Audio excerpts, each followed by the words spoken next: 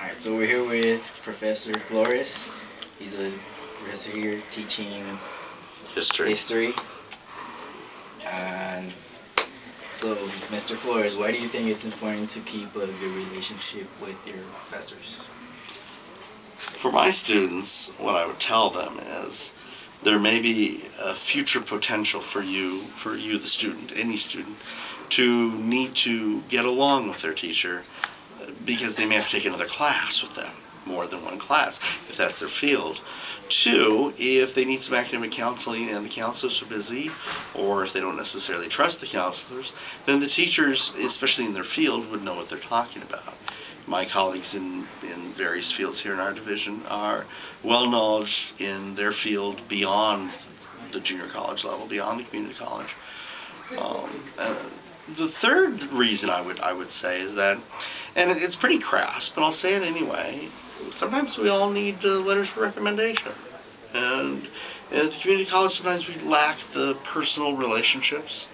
To have those personal relationships usually means the student is getting a better education. It's not just the book learning in the classroom, it's the well-roundedness of being in a college setting. So when they go to the university as transfer students, be it maybe a local commuter university like a state university, or maybe a private university half country away, that they're going to be part of that college community because they've already practiced getting along with the members of that community, like the teachers, the faculty members, the professors, their teachers.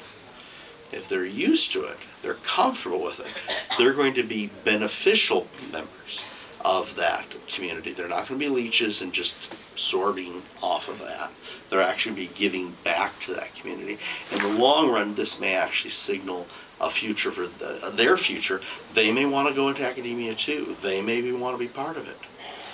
Now, one other side note to this, of course, is something that those of us who have a background in business long before I was teaching, we know that business requires networking. Networking is something, of course, usually taught in a management class or a marketing course or maybe a sales presentation type class. But more than that, networking keeps people together. And even if you're not necessarily engaged in business at the time, selling this person something or buying something off of them or negotiating between companies, you have that relationship. So if you do in the future have an opportunity to engage in business with these people, you already know them, you already have that contact. Maintaining that type of personal capital going with college professors works very similarly. And it's also a practice for the real world. And I think that's something that we can all benefit from, myself included. I'm notorious for forgetting students' names, and I feel kind of bad sometimes, but I love to run into a student or hear from a student or get a call or an email or a letter saying, hey, look, I had your class so many years ago and now I'm doing this. And it's usually a success story. We don't often hear success stories. We love to hear it, to maintain that continuous relationship. Hi former teacher, hi former student, sort of thing. This can keep the beneficial relationships, generally speaking, going, because then other people start seeing this.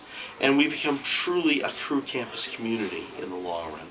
And that the individuals, when they go on to the university, become part of that campus community, and so on and so forth. And it doesn't matter what the major is. It doesn't matter what field you go into.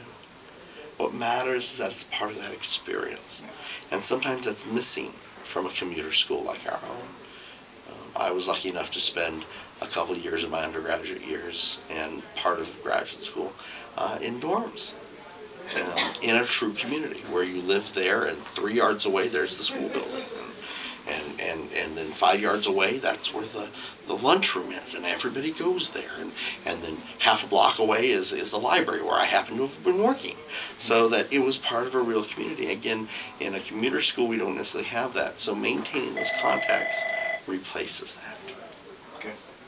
Well, thank you for your time. Thank you. I got a phone call. It might be a former student. Maybe. Thank you, Professor Flores. You're welcome. Have a good day.